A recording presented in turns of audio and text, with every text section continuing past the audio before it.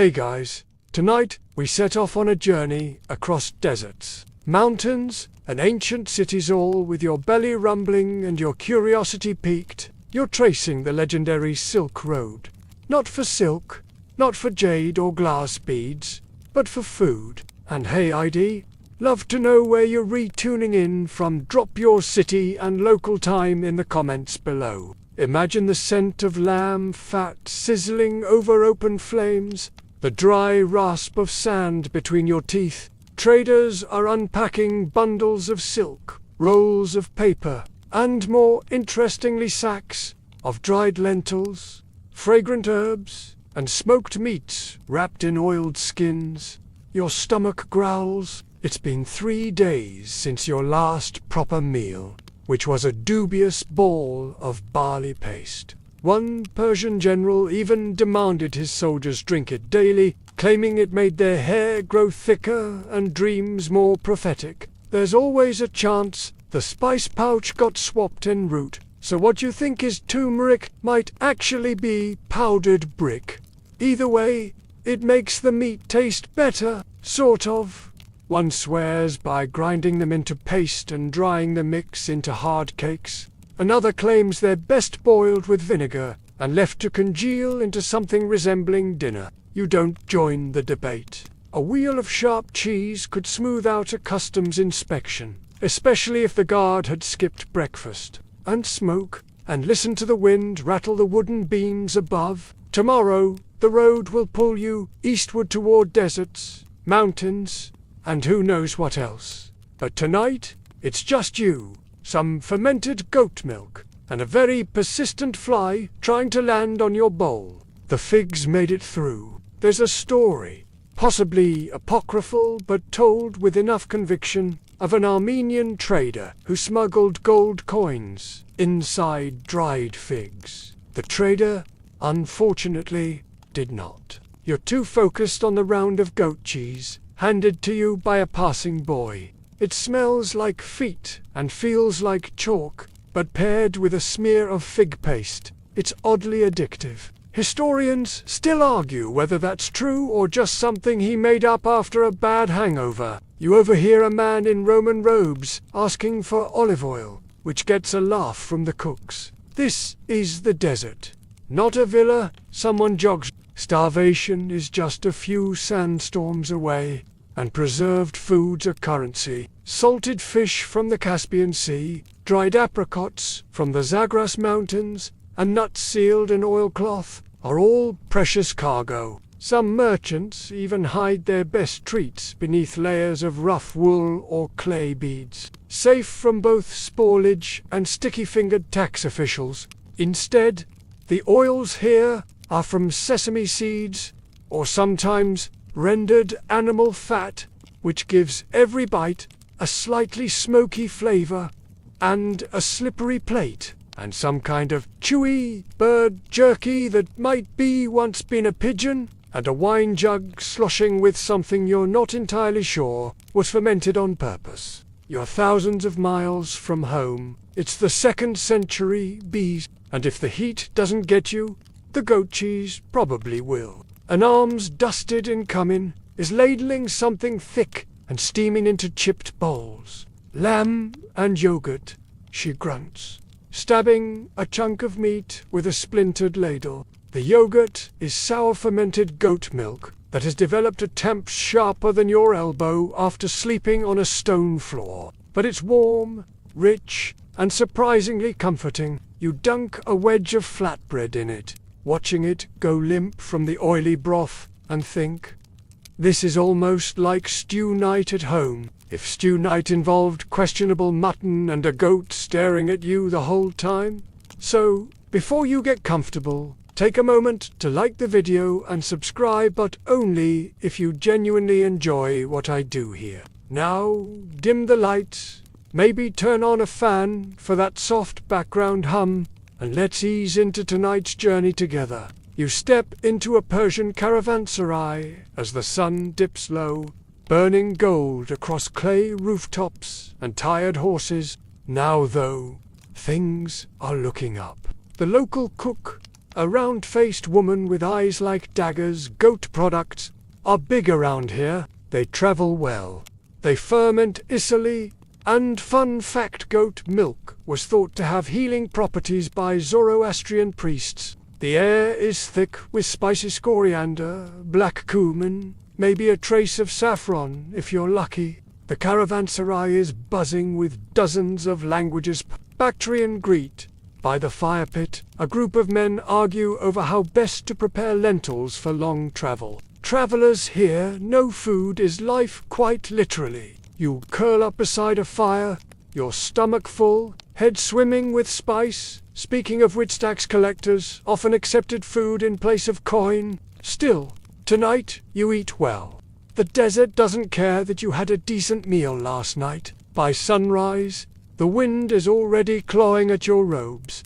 Your lips are cracked, and your stomach is regretting the yogurt from 12 hours ago. But you're moving again, trudging across a pale, endless sea of dust and marriages trailing behind a caravan of camels that look as bored as you feel. It's Central Asia now, the land of dry winds, sharp rocks, and somehow the most tender kebabs you'll ever eat. The meat is crusted with cumin, coriander, and a hint of dried chili pepper. You bite in, and it's smoky, salty, and so perfectly charred you forget for a moment that your feet hurt and you haven't seen a tree in 4 days. At nightfall, the group sets up camp behind a crescent-shaped dune. A few tired traders pitch their tents, while others busy themselves over crackling fires. One tale claims that Genghis Khan's warriors drank buttered tea before every battle, believing it gave them strength and made their skin arrow-proof.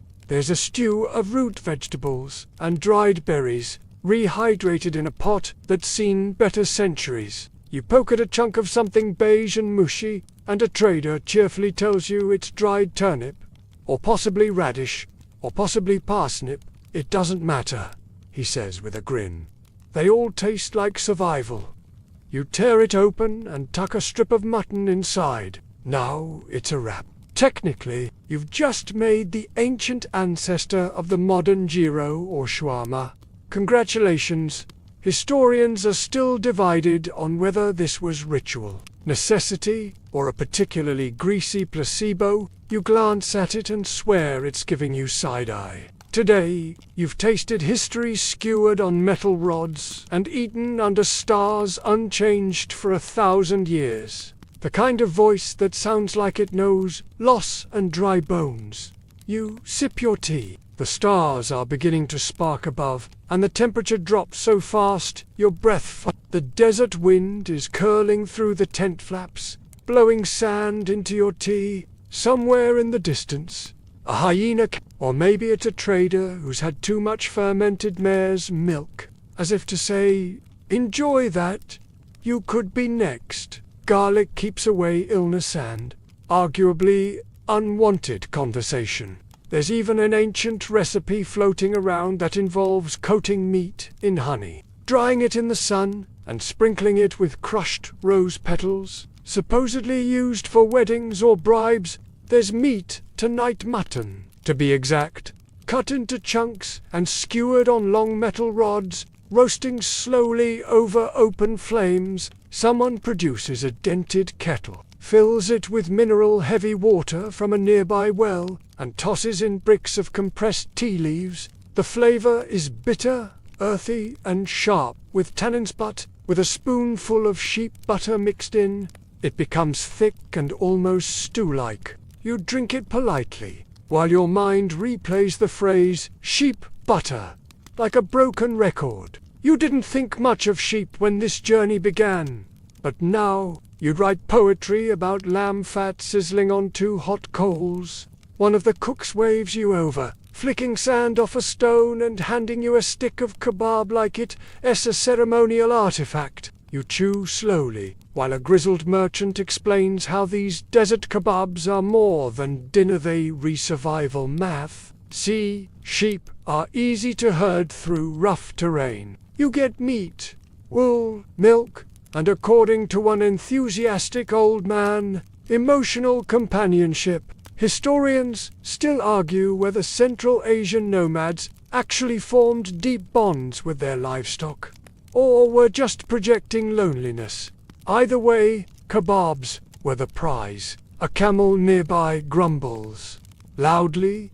Water is scarce, but tea is sacred. Central Asian tea culture is something else. The butter keeps you warm, fills your belly, and supposedly improves stamina. Tonight's meal includes more than just kebabs. And speaking of survival, the spices used here do more than flavor. Cumin and coriander help preserve meat. Chili wards off parasites. Somewhere near the edge of camp, someone starts singing low, melodic, and haunting. The cook hands you a round of flatbread, blackened around the edges, warm in the middle. And while it's delicious, you don't linger. You lay back against a rolled saddlebag, full belly, warm hands, eyes heavy, and tomorrow, you'll climb. By the time dawn seeps into the sky, pale and bone-chilling, you're already moving again, this time upward. The flat plains of Central Asia give way to something far more dramatic, the Pamir Mountains. And while the views are majestic, the kind of endless valleys and sheer cliffs painters would sell their boots to capture Yurimore, focused on not tripping over a rock and tumbling off history's most scenic ledge, specifically apricots, the real kind, not the sad, artificially colored ones you get in modern trail mix. Apricots are more than just snacks, they're currency, medicine, even offerings to mountain spirits. Some believe that carrying a pouch of apricots keeps away frostbite. Others say it just keeps morale high enough that you don't pitch your tent mate off a cliff for snoring. But sun-dried leathery, sticky sweet orbs that once hung from trees growing near fresh streams in the valleys below. They wrap their provisions in tightly bound cloth-dried fruits, fermented barley cakes, blocks of sugar or salt. He calls them trail bombs. You call them energy bites, and wish you had 6 more. These aren't just foodstuffs, they're lifelines. Everything must be portable, durable, and ideally resistant to both mold and marmots. Jagged peaks punch into the clouds, and thin air makes every breath feel like it's filtered through a straw. You're not walking so much as gasping forward. So dinner is simple. More apricots, some cheese, barley porridge, thick enough to stand a spoon in, and a tea that smells faintly of mint and pine smoke. A local healer drops a pinch of dried rhubarb root into her cup and tells you it'll keep your insides from freezing. You don't ask for details. Luckily, there's motivation. At the next rest stop, just below a snow-slick ridge, your nose catches a familiar sweetness in the air-dried fruit, until a storm swept through and turned every tree to ash. He swears it happened. He says the trees were too generous, and the mountain gods got jealous. Historians, every breath stings, every bite feels earned, and somehow the cold sharpens your appreciation for the humble food packed into cracked leather satchels. They still argue whether it was a real event or a metaphor for over. You pair it with a chunk of yak cheese, which smells like it's already apologized but isn't quite forgiven. Slather it on flatbread or drop it into tit. Warms the belly and clogs your arteries with a kind of noble dignity. Historians still argue whether early Tibetan communities learned yak dairy practices from Silk Road travelers or developed them independently. But as the mountain wind sings around the rocks, you realize you're beginning to understand the taste of the Silk Road, and it's strangely orange. What's agreed upon is that everyone who eats it seems to make a face. It's hard, aged, and tastes like someone dared a glacier to make dairy. But up here, the body craves fat and salt, and this does the trick. The high-altitude traders call them golden moons, and they treat them like candy. You bite into one, it's dense, tangy, and slightly chewy, tasting like sunshine trapped in skin. And then there's yak butter. Oh, yes. The mountaineers churn it laboriously from yak milk, boil it to remove impurities, and let it solidify into pungent gold. Traders here are tough, weathered cheeks like cured leather. A younger merchant, no older than 20, shows you a trick. He grinds dried apricots with crushed walnuts and packs the mix into little cloth packs. As night falls, the wind begins howling over the ridges, and fires are hard to keep lit. Somewhere in the circle, an older man begins recounting a story about a cursed apricot orchard placed down in the valley that once fed thousands. Either way, you munch your apricot a little slower. The stars tonight feel closer, like you could pluck them down and stir them into your tea. You wrap yourself in your cloak, slide your boots off, and settle into a nest of old furs and new regrets about that yak cheese. You've made it down from the mountains, though your knees feel like they've aged 40 years, and your boots now smell suspiciously like yak. The air is thicker here, warmer, with a faint scent of dust, smoke, and something you haven't smelled in a while. Bread. Real bread. You're in Samarkand now, or something close to it. The result is equal parts miracle and jaw workout. Some loaves are sprinkled with sesame or nigella seeds, others pressed with ornate wooden stamps that leave floral patterns. But no matter how beautiful it looks, don't be fooled. This bread is tough. It was built to survive desert crossings, border inspections, and apparently small-scale construction projects. The city's a beacon for weary traders, a shimmering mirage made of mosaics and markets and ovens, glorious, relentless ovens, the kind that churn out endless rounds of bread that could double as shields in a pinch. You tear off a chunk, inhale the roasted grain scent, and take a bite. It's almost a proto-paratha filled with ground lentils or mashed chickpeas. Dropping a loaf is considered deeply unlucky, bad enough that you're expected to pick it up, kiss it, and place it somewhere safe, like on a clean cloth or high shelf. Bread isn't just food, it's a prayer you chew. You watch as they knead and stretch and laugh and gossip about whose bread sells fastest in the bazaar. It's not the dough, one says. It's the hands. You make a mental note to never challenge her to arm wrestling. It's crisp at the edges, soft inside, and still steaming. It tastes like heat, wheat, and fleeting happiness. Paired with a smear of fermented walnut paste, it becomes unexpectedly a clay bowl of lamb broth, thick with barley and turnips, and torn bits of flatbread soaking in the surface like edible sponges. You scoop it up with your fingers, feel it dissolve on your tongue, and realize something profound. They don't spoil, they don't squish, and when soaked in stew or tea, they become edible again. But when you've just walked 40 miles in worn-out sandals, you'll eat anything with salt. The night air smells of smoke and cumin, and the stars above feel just a bit softer than they did in the mountains. Kind of. The trick is to not break your teeth on the first bite. Some routes even had official bread stations where local bakers would trade fresh loaves for worn-out ones, which were then crumbled and fed to animals or repurposed into soups. It makes a noise, not unlike a drum.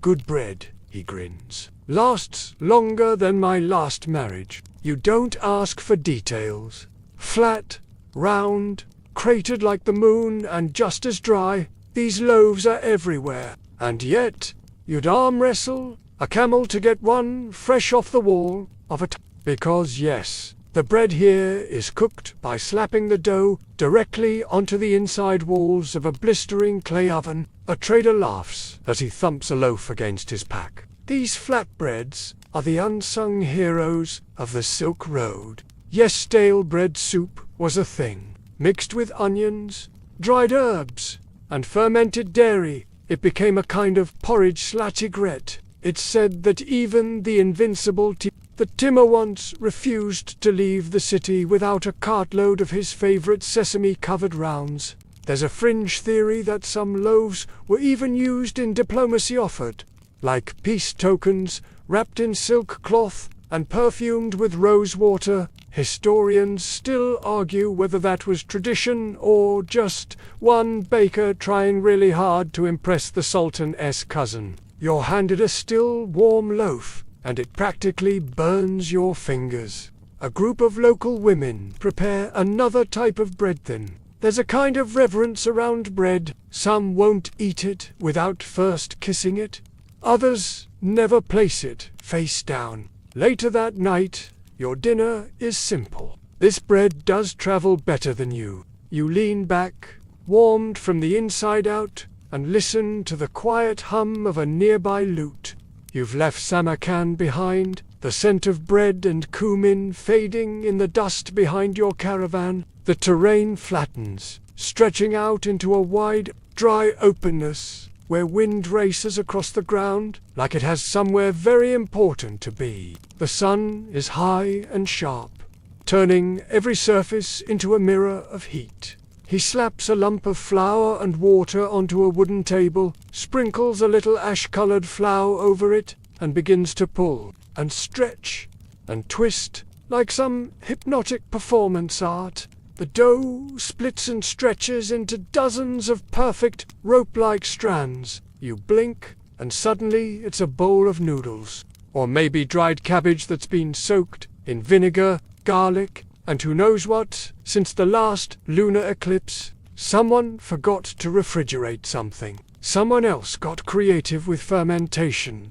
and suddenly a new dish was born. There is a myth around here about a woman who left noodles soaking overnight in meat broth and came back to find them swollen, infused with flavor, and suspiciously irresistible. She fed them to a passing merchant who liked them so much. He spread the recipe along the trade route, claiming it had medicinal properties and romantic side effects. No proof, obviously, but fun to imagine.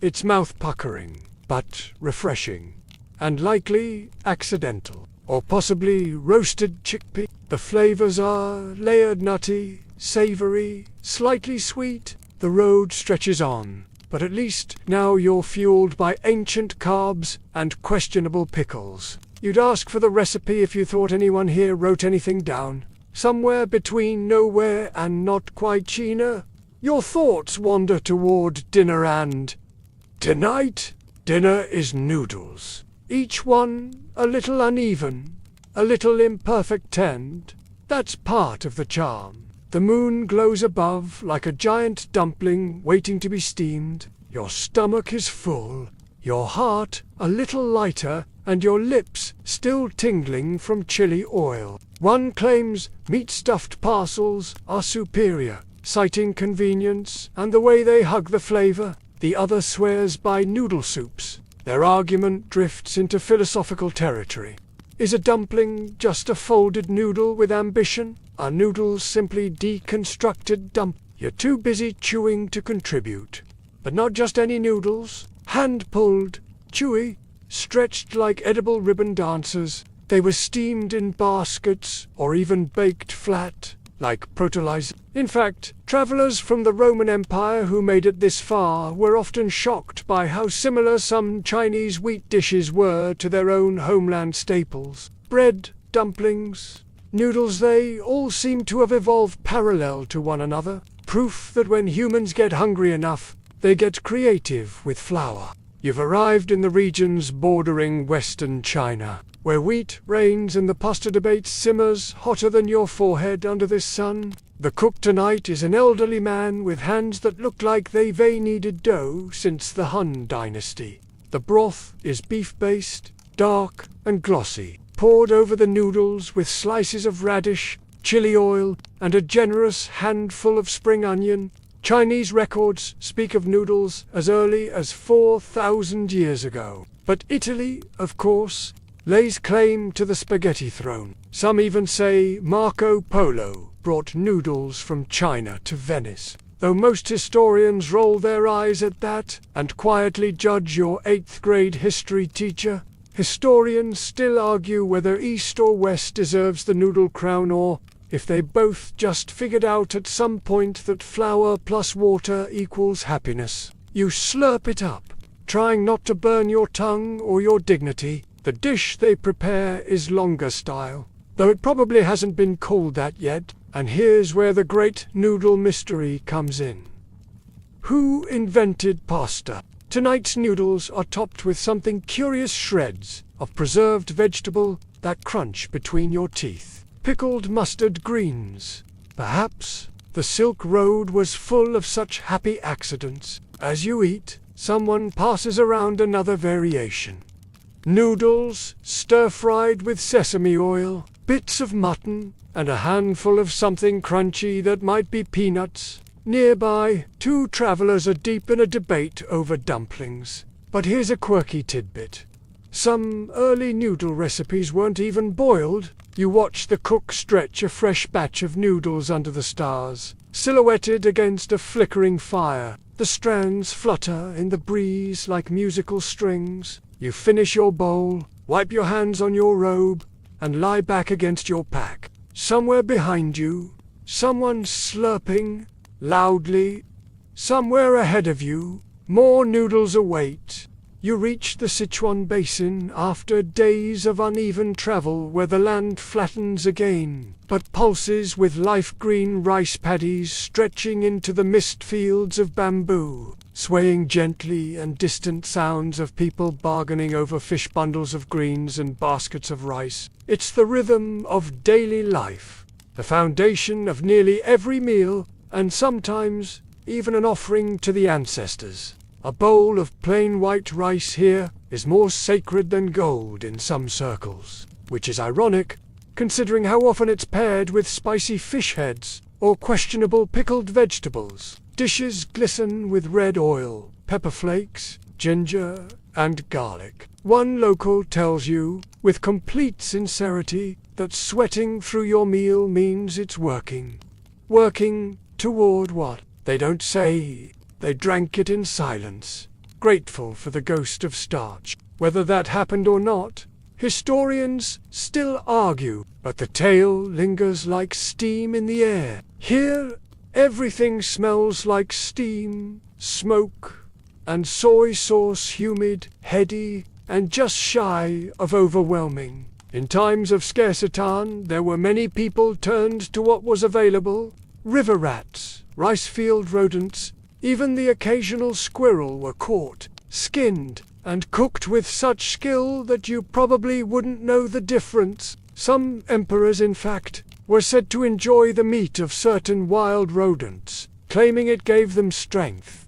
Others just liked the challenge. A bamboo tray is placed in front of you, filled with delicacies of varying mystery. Braised eggplant, pickled garlic, fried tofu skin, and something that looks like a bundle of twigs. You bite one, it's lotus root, actually crisp and earthy. Another surprise win. An old woman with no teeth and a laugh like a creaky wheel plunks down a bowl of something steaming. It's tender, smoky, slightly gamey. The cook grins and says, "Field rat." You pause. Is it a joke? Is it not? It's hard to say. You finish the bite anyway, because politeness is stronger than fear.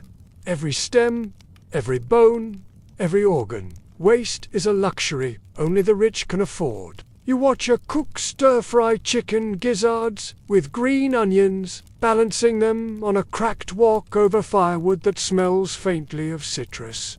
The result? Crunchy, salty, addictive, and slightly unsettling. Rice, of course, fluffy and sticky enough to hold chopsticks upright. But the toppinger? That's the mystery. Shredded pork. Maybe sliced mushroom. Possibly rat. Also not impossible. Steamed, congee style, fried with eggs and garlic, or wrapped in lotus leaves, and steamed again. It shows up in every form imaginable. You try a sweet version Nick sticky rice, steamed with red dates and drizzled with syrupy plum sauce. A dessert that sticks to your fingers and your memories. It's a quiet finish to a loud meal. And it's more than just a food. In lean times, even the water it was boiled in, milky and starchy, was consumed as a kind of life-giving soup. You've eaten mystery meat, conquered mouth-numbing spice, and gained a whole new appreciation for the humble grain that fuels empires. Somewhere in the reeds, a frog croaks approvingly. Your robes feel damp the moment you arrive, and your appetite returns with suspicious eagerness. This region lush, temperamental, bursting with flavor is the kind of place where rice isn't just food. You settle in beside a bamboo shack perched on the riverbank. You glance around. No one seems alarmed, and the meat is tender, marinated, and spiced so generously that you decide not to ask questions. It's delicious, slightly sweet, deeply umami, with a hint of Sichuan peppercorn that numbs your tongue in the strangest, most delightful way. You're officially in Sichuan cuisine territory now, where flavor isn't a suggestion, it's an onslaught. People here embrace spice like a personality trait. Rice, meanwhile, continues to rule the table. There's a common story around here, almost too poetic to be true. During a particularly harsh famine, a village survived on nothing but rice-washing water. Tonight's meal grows stranger, but then comes a skewer of meat, dark, glossy, charred at the edges. You bite in. Rats, it turns out, aren't unheard of in this part of the Silk Road.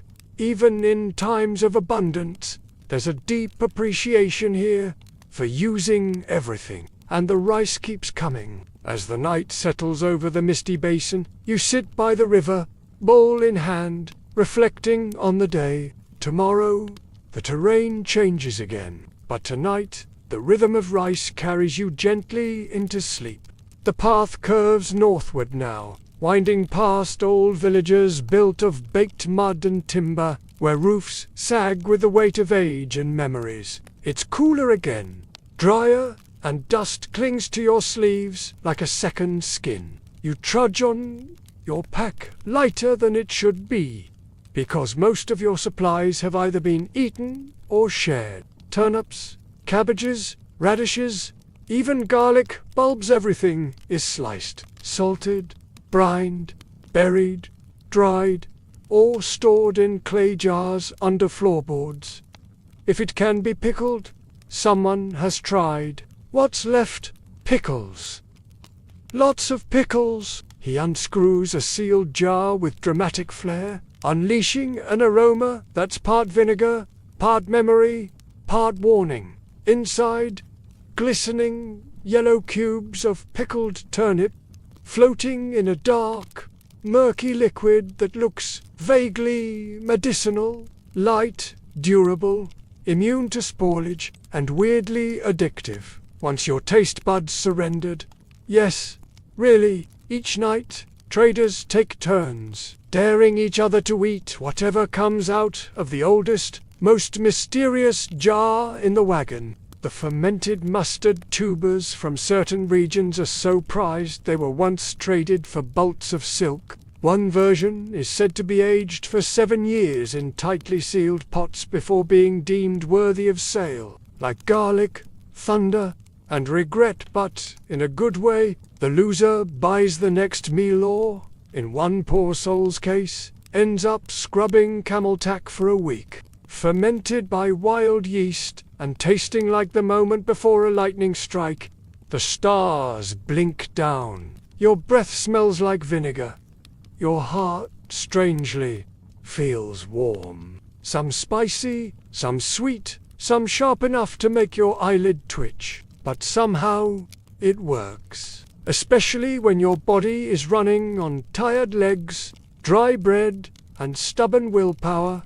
No one's ever proven it exists. Historians mostly chalk it up to folklore and questionable foraging habits. They add brightness, flavor, and a much-needed zing to an otherwise dreary road diet.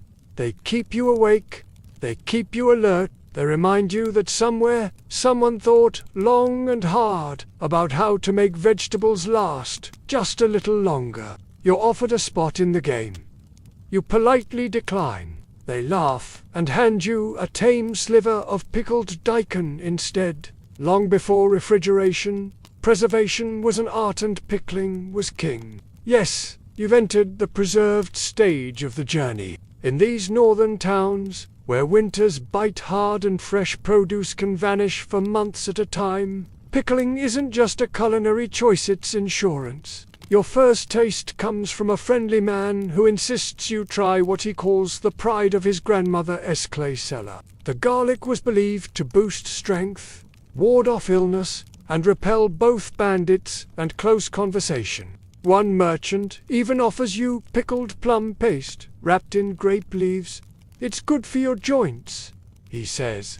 You take his word for it and keep chewing. Historians still argue whether this was rooted in actual health benefits or just really effective garlic breath. You try a piece. Crunchy, sour, salty, a little sweet, a little alarming, but it wakes you up faster than coffee ever could. These preserved vegetables were the unsung fuel of Silk Road caravans. There are stories of ancient travelers who carried nothing but dried meat, flatbread, and a pouch of pickled garlic cloves for weeks. The pickled variety plate expands rapidly. Carrots steeped in honeyed vinegar, cucumbers with dill and chili flakes, cabbage soured until it practically bites you back. A quirky little practice emerges around the campfire.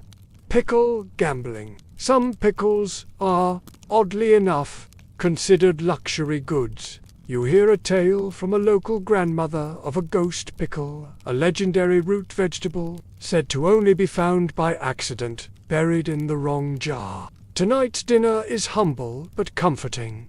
Boiled millet porridge and a selection of pickles so colorful it looks like a painter's palette. As you sit and eat with a handful of fellow travelers, you realize how crucial these tangy little side dishes really are. And in a world where preservation meant survival, that was everything. You wrap the last sliver of carrot in a bit of flatbread, chew slowly, and lean back. The desert returns without warning, creeping in like a thief, slowly replacing the green with beige and the breeze with heat. You cross into the outskirts of the Taklamaikunda Desert of Death, as some call it, with sand so fine it sneaks into your ears, your socks, and your deepest regrets. The air tastes like dust and mirage. But surprisingly, it also tastes like honey. You've stumbled into one of those strange in-between places, a dusty oasis that seems to exist only because someone refused to die here. And around the fire that night, instead of dried bread or pickled roots, you're handed something magical. A cup of honeyed wine. It's warm, golden, fragrant with herbs, and possibly stronger than the structural integrity of your liver. The flavor is oddly savory, like roasted almond, with a hint of sagebrush. Not bad, not good either, but definitely the sweetness surprises you. It's gentle, natural, and just enough to counterbalance the savory grit of everything else. These little things, seeds, berries, dried figs, served as both sustenance and morale boosters. The honey binds everything together: flour, sesame, fragments of dried ginger. These cakes travel well. They fill your stomach and don't go bad. Above, the stars feel enormous, closer than they should be. Maybe that's the wine, or maybe it's just how the desert humbles you, stripping away everything but the essentials. Fire, food, stories, and when dipped in tea or wine, they soften into little pillows of joy. A handful in the pocket was better than gold on some days. Not bad. She talks of a traveling chef who created a dish so good, some kind of candied grasshopper in plum sauce, that a warlord offered him safe passage and 10 camels in exchange for the recipe. The chef refused. He vanished. The warlord later got food poisoning. The two events, she insists, were definitely related. The sweet syrup glides down your throat, burns your chest just slightly, and settles in your stomach like liquid comfort. One sip and you forget, briefly, that your skin is coated in sand, and you haven't seen a vegetable in 2 days. The wine is made from fermented local fruit dates, perhaps, or apricots sweetened with thick honey collected from highland hives. It's not mass-produced. It's not even consistent. The last thing you hear before sleep takes you is a beetle crunching under someone's foot, and the slow, satisfied sigh of a man who's clearly had 1 cup too many. Each batch varies depending on who stirred it, what herbs they threw in, and whether the jar sat in the sun too long. But it works.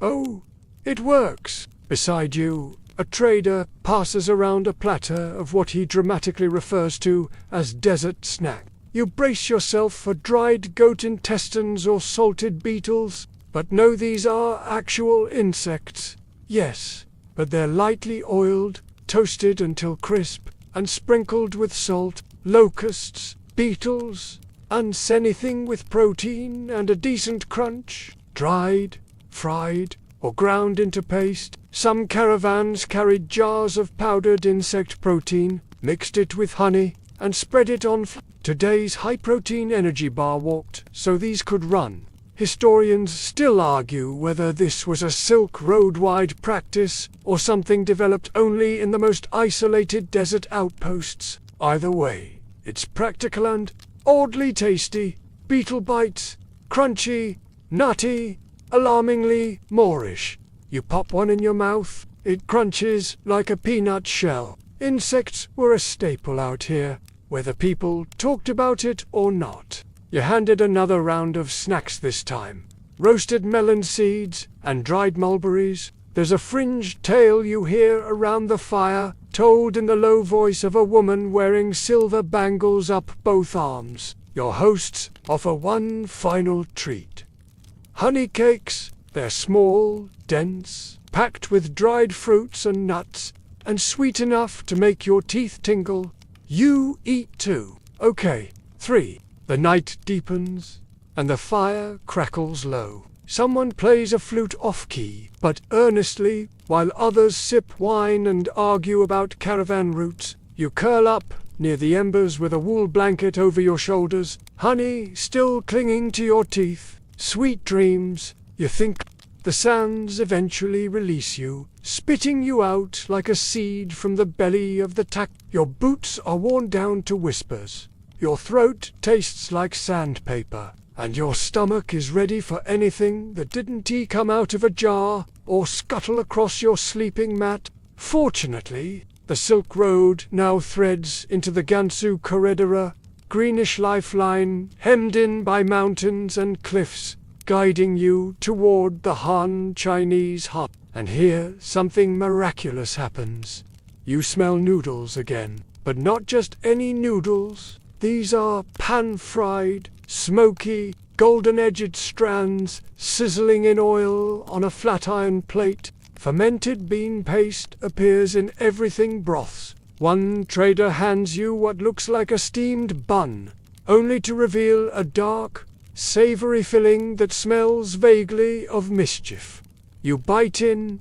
It's sweet red bean paste, not meat. One man tosses some in hot oil with leeks and ginger, then wraps the whole thing in flatbread, like a spiced tofu burrito. You inhale it.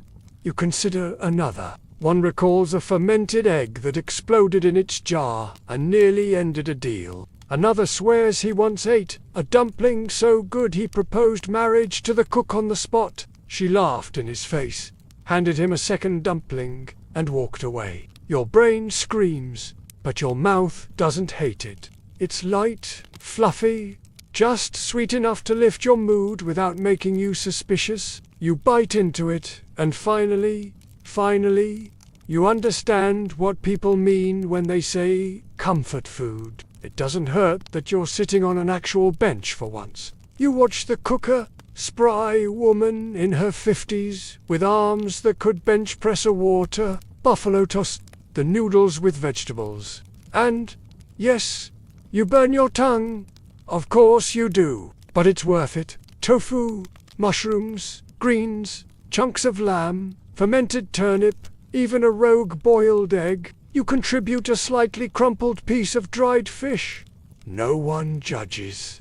The flavors blend, the steam rises, the warmth spreads. You're not just eating history anymore.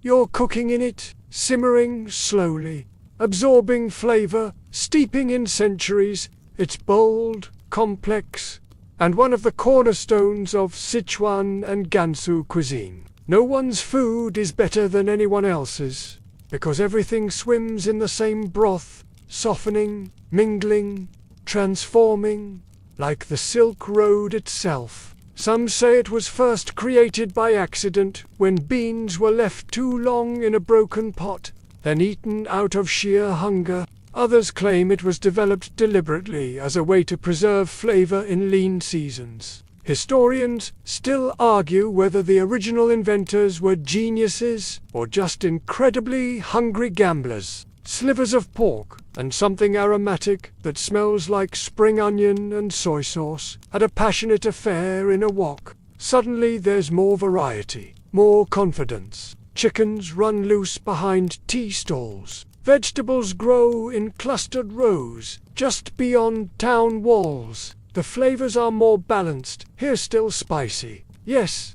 but also sour, sweet, salty, and bitter, each making its case on your tongue. One bowl of soup even manages to do all five at once. You're not sure if it's delicious or confusing, but you eat the entire thing just to be safe. You sit cross-legged on a mat and dive in. It's blistering hot and too oily and exactly what your tired soul needed. The food in the corridor shifts as much as the land. The Han Dynasty influence is strong here. You're now entering the phase of the Silk Road journey where fermentation is no longer an act of desperation at art.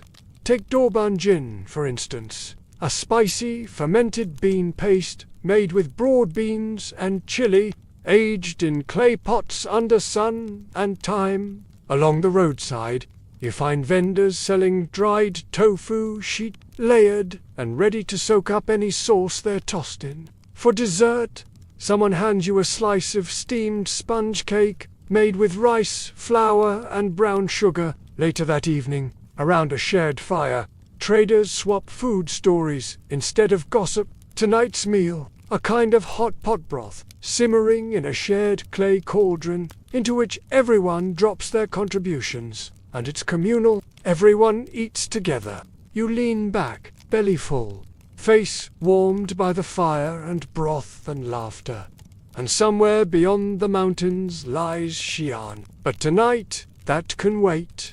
At last, you arrive in the bustling city of Chang'an, the eastern terminus of the Silk Road, and one of the largest cities the ancient world has ever known. Here the narrow winding streets, pulsed with life vendors shouting, children darting between carts, and the aroma of every spice you can imagine, along with some you can't. You immediately enveloped in a sensory overload that feels like a carnival and a bazaar rolled into one. You're also introduced to a delicacy called persimmon, cake made from dried persimmons, pounded into a sticky, sweet treat that was often given as gifts or eaten during festivals. The texture is somewhere between jelly and fruit, leather, and it tastes like autumn sunshine wrapped in sugar. Food is everywhere. Others suggest they were limited to the wealthy, elite, or special occasions, with common folk sticking to simpler fare. Steaming buns, skewers of grilled meat, fresh fruit piled high on carts, and bowls of thick porridge served in small clay cups. The table groans under the weight of dishy stewed lamb with apricots, spiced rice, pilaf, greens, and delicate dumplings filled with minced meat and herbs. The flavors are rich, complex, and layered, reflecting the mingling of cultures that the Silk Road brought together. The conversation flows as freely as the wine, stories exchanged in a mixture of languages, punctuated by laughter and the occasional shout. It's simple, comforting, and the perfect handheld meal for traders on the go. You're skeptical, but take a bite. Surprisingly, it's creamy, savory, and utterly addictive. You bite into one filled with braised pork that melts on your tongue, and maltose that dissolve in your mouth like fairy floss, but with the satisfying crunch of peanuts and sesame seeds inside. The night is alive with possibility, and you feel, for the first time, a deep connection to the people and flavors of the Silk Road, not just as a traveler or observer, but as a participant in this ancient, ongoing feast. Watching a candy maker pull and fold the sugary threads is mesmerizing, almost hypnotic. You try some, and immediately wish you'd bought a whole basket. It's savory, slightly sweet, and wrapped in a pillowy embrace that's impossible to resist. The city's vibrant food culture is an exotic tapestry, woven from the many peoples who pass through the Persians. One of the most popular street foods is the mantu, a fluffy steamed bun, sometimes stuffed with pork or vegetables, sometimes plain. But it's not just the staples that impress. These flavors were so prized they sometimes doubled as currency. Traders joked that a pinch of black pepper could buy you a night's lodging or a new camel saddle. Another local favorite is the dragon beard candy. Spun from fine strands of sugar, Chang'an's market also offers exotic spicy saffron from Persia, cloves from India, and black peppercorns from far south. Historians still debate how much these exotic spices influenced local cuisine. Some argue they transformed it entirely, introducing bold new flavors and cooking techniques. For dinner, you're invited to a banquet hosted by a Silk Road merchant. You notice a dish that looks peculiar: pigeon eggs boiled in soy sauce and spices. It's a delicacy here, believed to boost vitality and luck. As the evening wears on, the host pours sweet rice wine, warm and fragrant, with hints of chrysanthemum and ginger. Outside, lanterns glow softly, illuminating the narrow alleys and reflecting in the canals that crisscross the city. You finally lie down on a straw mat beneath a silk canopy, your stomach full and your mind swirling with spices, stories, and the endless road still ahead. You awake to the distant call of merchants and the clatter of carts rolling over cobblestone streets. Chang'an's early morning market is alive with chatter, scents, and vibrant colors. In many Silk Road cultures, it was medicinal, social, even spiritual. Some caravans brewed it with yak butter and salt, creating a creamy, energizing concoction perfect for high-altitude treks. These bright red treats sparkle in the morning sun, tart and sweet at once, with a crunch that makes you smile despite the dust and exhaustion. They're called tanghu, and they're an early example of the Silk Road sweet tooth. Others preferred it sweetened with honey or infused with herbs. Their sticky sweetness is a reminder that even on the road, nature's candy is never far away. Their colorful costumes and lively act contrast sharply with the dusty streets, bringing a spark of joy and humanity to the relentless pace of trade. Historians still argue whether the practice of adding butter to tea originated in Tibet or Central Asia, but everyone agrees it's an acquired taste like yak cheese, but liquid. And stories. And this morning market captures all of that in a handful of bites and sights. Among the stalls, the air is thick with the rich aroma of black tea, freshly brewed and poured into delicate porcelain cups, wrapped tightly in bamboo leaves. These parcels are stuffed with sticky rice, meat, mushrooms, or sweet beans. The road beckons, but for a moment you savor the here and now. The aroma is intoxicating, a perfect balance of earthiness and savory richness. You bite into one and feel the steam warm your mouth, the rice tender, the filling bursting with flavor. The drink is a relatively new introduction to the Silk Road diet, but it has already become indispensable, a warming ritual that sharpens your senses before the day's travel. Black tea, it turns out, was more than just a beverage. You're soon lured by the sight of a vendor expertly preparing steamed rice dumplings or nearby. A group of children chase each other around a stall selling sugar-coated hawthorn berries. Breakfast wouldn't be complete without congee, a rice porridge so common it's nearly invisible until you taste it. It's simple, soothing, sometimes flavored with pickled vegetables or salted duck eggs. It's salty, tangy, and immensely satisfying to those accustomed to its bite. Fermented soy products like this were vital protein sources and flavor boosters throughout the Silk Road region, and their preparation was considered something of an art form. Some ancient texts describe fermentation methods so secretive they were guarded like treasure. Historians still debate the extent to which these techniques traveled along the trade routes versus evolving independently. It's the kind of meal that feels like a warm hug, especially on cold mornings or after long nights. You watch as a merchant unwraps a block of fermented soybean cake, its pungent aroma cutting through the bustling market air like a declaration. Your breakfast is rounded out with dried fruit dates, figs, and mulberries, the kind that have traveled hundreds of miles just like you. As you finish, a troupe of performers arrives. Googlers, musicians, storytellers. The Silk Road isn't just a route for goods. It's a crossroads of culture. Taste. You sip your black tea again, feeling the warmth spread through your chest.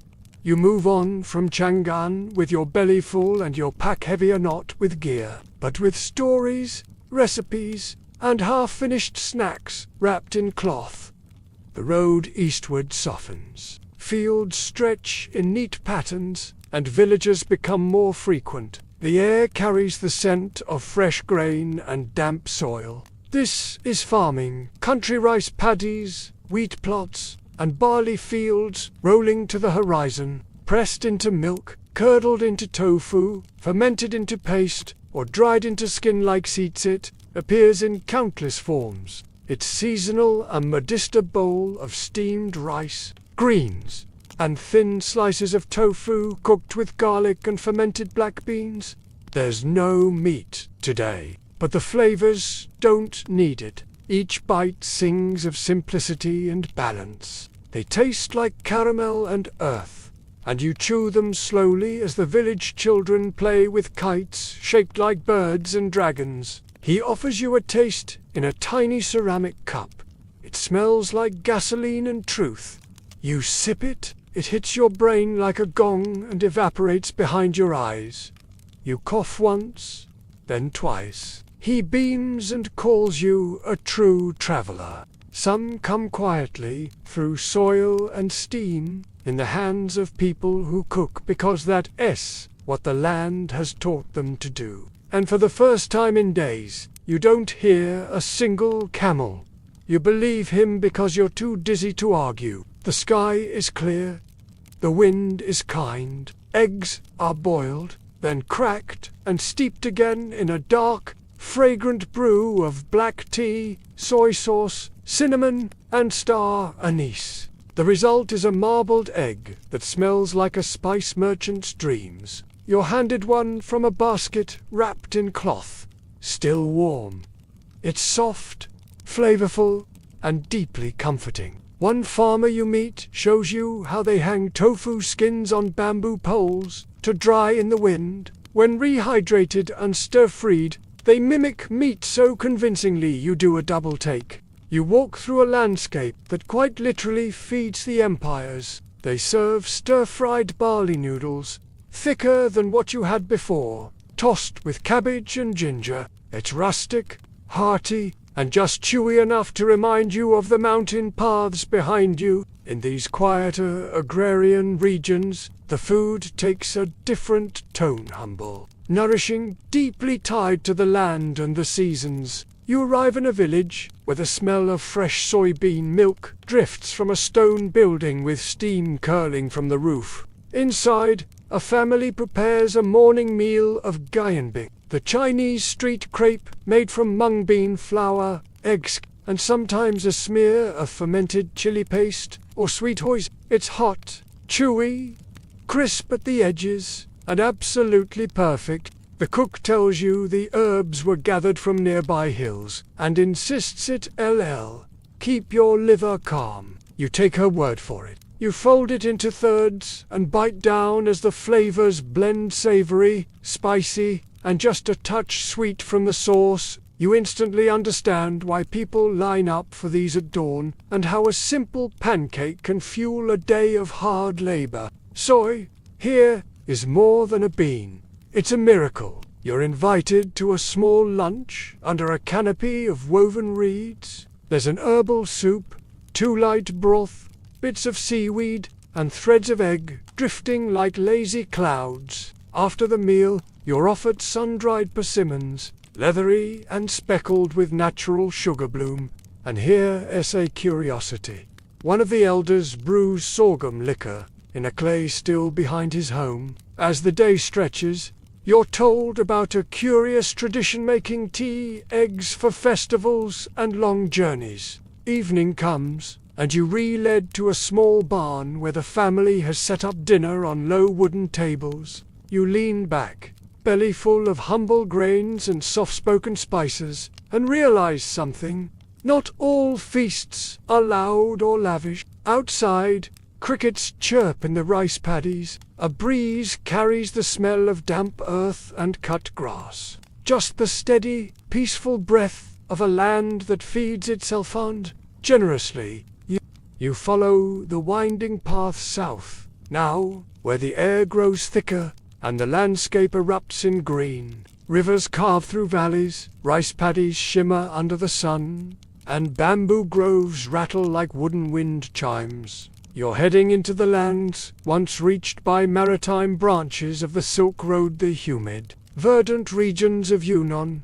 These are sealed with leaves and slow roasted over a smoky fire. You walk through a village where the air smells of citrus and fresh-cut grass, and a woman invites you to taste her specialty, sticky rice steamed in banana leaves with fresh herbs, peanuts, and sesame. It's served in stages, a bowl of steaming broth, a plate of thin raw meats, greens, pickles, and slippery rice noodles. Pickles are still present. But now you're tasting things like sour bamboo shoots, fermented fish pastes, and strange, fizzy teas. You're handed a jar of pu'er tea, aged and compressed into dense cakes, grilled and dusted with cumin, fermented tofu cubes stored in chili oil so bright it could start a fire, translucent rice jelly cakes topped with flower petals and syrup. You try them all, because that's what you do now. You are the sort of person who eats jelly topped with flowers and pretends to understand the symbolism. The brew is dark, earthy, and carries notes of wet leaves, smoke, and something you can't quite name.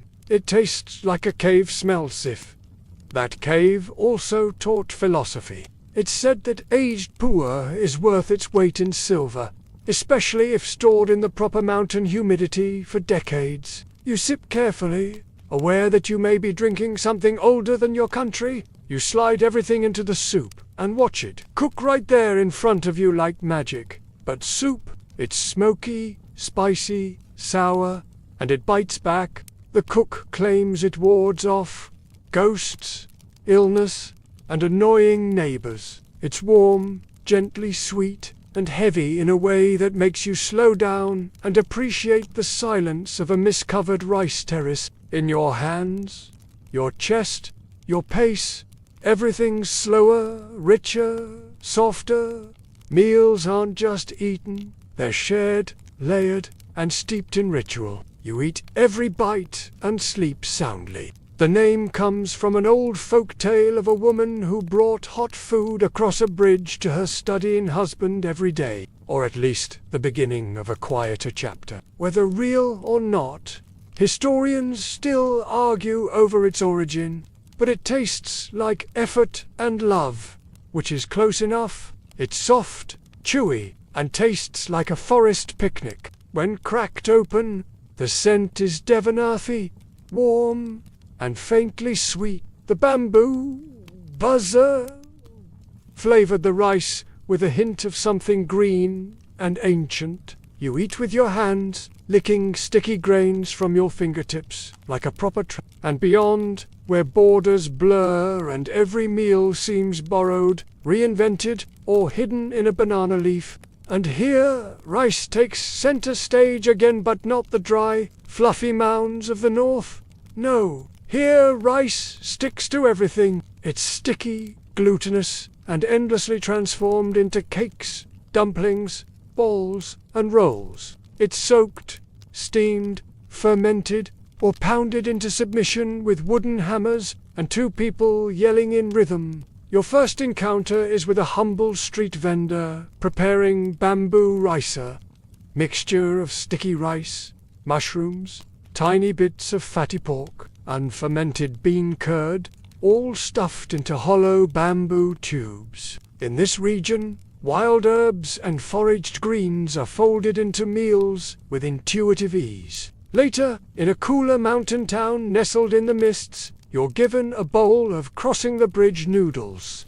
Even fermentation changes here. One night, you're fed a grilled fish coated in a paste of fermented chili and wild mountain herbs. And in the markets, oh, the markets, you see things you've never imagined. Stacks of insect larvae skewers one morning. Your breakfast is a bowl of sweet rice porridge cooked with red beans and jute. The sticky grains, almost pudding-like in texture. You don't just taste the food here, you feel it. And though you're far from where you began, something about this place, the soft rice, the fog, the faint bitterness of old tea makes it feel like the end of something. You press onward, a little stickier, a little wiser, and a lot more full. You descend once more from the mountains, the mist giving way to plains and the occasional rush of tropical warmth. The land has softened, but the sky feels larger, wide, open, unpredictable, and the briny smell of the ocean drifting through the narrow alleys. Here, food is built on fish and spice, rice and citrus, and above all, motion influences arriving daily from India, Southeast Asia, the islands beyond. You're nearing the southern coastal edges of the Silk Road now, where food merges not just cultures but climates. Inside, sticky rice, ground shrimp, and a sliver of salted egg yolk. The combination shouldn't work. It does, it really, really does. A group of sailors sit cross-legged, sharing bowls of congee topped with fried shallots and slivers of pickled mango. It's a sailor's pantry, passed down through captains and cooks, never fully written down. Some mixtures are considered family secrets, some are probably just expired. You devour a curry of slow-braised beef with cinnamon and star anise, served over short grain rice and garnished with crispy garlic and lime. You eat it slowly, letting the cold melt down your throat like a sigh after a long day. Strong, dark, sometimes served cold with lime and honey, sometimes steeped with herbs that make your eyes water. A child offers you a handful of candied ginger, and you chew it thoughtfully while the tide rises. One vendor insists his blend keeps sailors awake through typhoons. You believe him. You also buy a pouch for the road. The food speaks with accents, sings in high notes, and doesn't apologize. And neither do you not anymore. You've come too far, tasted too much, and learned that the Silk Road doesn't end, it just feeds itself back into the world. You even try a spoonful of something called black sauce that tastes like licorice and lava. You still don't know what it was. Historians still argue whether these sea trade pantries influenced inland cuisine, or whether port cities developed their bold flavors on their own. Either way, it's delicious. You've had kanji before, mild, soothing, sleepy, but this version is electric, with spice, crunch, and unexpected brightness. They wash it down with rice wine so cloudy it looks like moonlight in a bowl. This is the land of wet monsoons, sea breezes, and markets that never sleep. You arrive in a port town buzzing with the clamour of trade ships bobbing in the harbour, nets drying in the sun. Your first meal is a revelation. Grilled fish marinated in lemongrass, galangal, and fermented bean sauce, wrapped in banana leaves and slow-roasted over coals. It crackles when you open the parcel. Steam rushes out, followed by a tangy, mouth-watering scent that makes you forget every pickle you've ever eaten. And of course, there's rice still ever present, but cooked differently now. Steamed in coconut milk, fried with tamarind, pressed into balls with shredded coconut and sweetened mung bean. The fish is soft, fragrant, and practically glows from the turmeric. You don't speak the cook's dialect, but your face tells him everything. Some of these have travelled the Silk Road in small clay vessels, sealed in wax and protected like treasure. Others were born right here and never left. Because they didn't need to. The people came instead. Seafood dominates the markets. You see dried squid coiled like parchment, salt-cured anchovies, and shrimp pastes so pungent they might be outlawed in certain polite societies. You're handed a triangular bundle wrapped in palm leaf. Here, fermentation gets louder. Fish sauce, soy sauce, shrimp paste, tamarind pulp. One night, you're invited aboard a trading junk docked in the harbour. You're retold that every ship keeps a small sea kitchen, a box of preserved roots, dried seafood, spice mixtures, and sauces. By now, your palate has grown. Adventurous, you nibble fermented jackfruit salad with red chili. Desert tonight is light but unforgettable. Palm sugar syrup poured over shaved ice, topped with rice, jelly, mung beans, and slivers of tropical fruit, and throughout it all, there's tea. You end the evening on the docks, feet dangling over the water, the smell of grilled squid and jasmine in the air. Everything here is humid, spicy, slightly salty, and full of life. You fall asleep to the lull of waves and laughter and distant singing. And your dreams, they taste like lemongrass, coconut, and honey. You find yourself now on a small coastal boat, bobbing gently on a still inlet. The Silk Road's end, or one of its many ends, is no longer a landlocked city or a desert pass, but an open tide, with wind in your face and brine in your hair. You lean against the wooden rail, watching the wake curl behind you like a silk ribbon unraveling across the sea. A fisherman nearby is preparing breakfast over a coal stove the size of a shoebox. It's nothing fancy, just millet porridge with dried scallops and ginger, but the scent draws you like a magnet.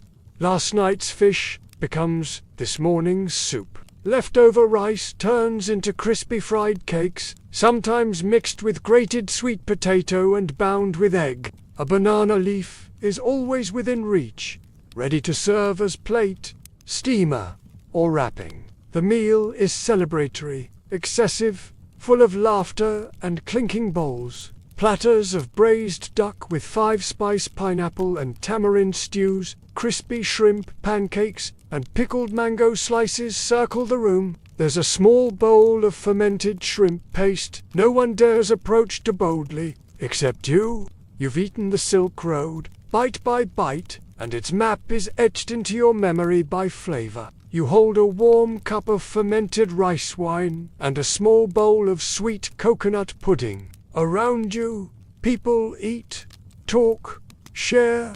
No one's in a hurry. You dip a piece of steamed cassava in and try it.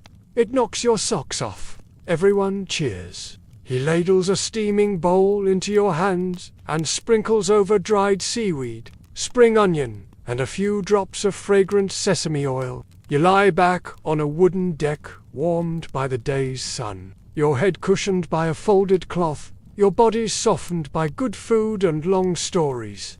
the echoes of markets and kitchens, the warmth of strangers sharing their table, the surprise of discovering just how far rice, garlic, and ginger can take you. The sky stretches above you dark velvet, pricked with silver, and the world finally feels calm. "We didn't have a word for foreign food," he says with a smile. "Only new food.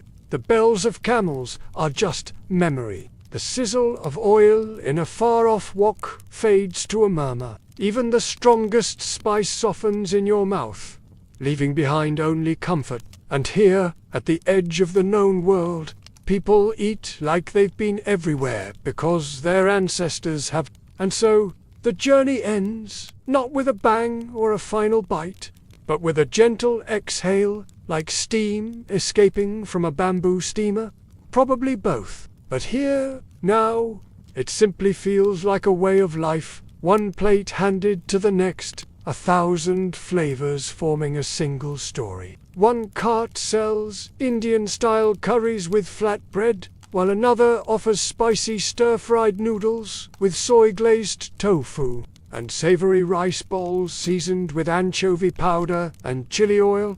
And now, at the water's edge, you finally pause. Each region molds it to its will, but it never loses its quiet strength. It's the unspoken heartbeat of the Silk Road, yet adaptable, humble, sustaining. A nearby cafe serves saffron-scented rice pudding dusted with cinnamon. None of it feels like fusion, it just is. You slurp it while the boat rocks, warm and balanced and surprisingly elegant. The sea traders along these coastlines live off what they catch and what they carry. Their food is deeply practical but laced with improvisation. You disembark at a trading outpost with streets so narrow 2 carts can pass without a negotiation. You watch a woman cooking over a clay stove, flipping puffed rice cakes and topping them with crushed peanuts and palm sugar. It's a snack, a breakfast, a dessert, whatever you need it to be. You take one, still warm, and bite down. It shatters in your mouth like sweet, crispy glass. And the rice, oh, the rice! Now it appears as fermented rice pancakes, rice noodles, sweet rice cakes, filled with black sesame. You're invited to a coastal wedding feast, perhaps because you look convincingly dusty and hungry. During a lull in the festivities, an old man tells you that his great-grandfather once traded sugar, pearls, and vinegar with merchants from across the sea. Historians still argue whether this openness was economic necessity or cultural curiosity, and your own story. It now stretches from goat cheese in Samarkand to candied ginger by the sea. As night falls, you sit once more beneath a canopy of stars, different stars from where you began, but familiar now. The wind rustles the banana leaves. The waves lap gently at the shore. You've walked through deserts, climbed mountains, crossed rivers, and stepped into kitchens filled with spice, smoke, and laughter. You're not full. You're complete. The journey quiets now. The sea hushes, and the breeze falls still, like a held breath before sleep. Your mind drifts, retracing the journey. The soft crunch of pickled vegetables, the steam rising from noodle broth, the first bite of honeyed cake on a cold desert night. Each dish, each stop, each flavor woven together like threads in a grand, quiet tapestry. And now, the road recedes. You feel the softness in your muscles now, that gentle ache that comes from walking far and eating well. The stars shift above you. Your breath slows. You're warm. You're safe. You've eaten the world one story at a time. And now, let sleep carry you.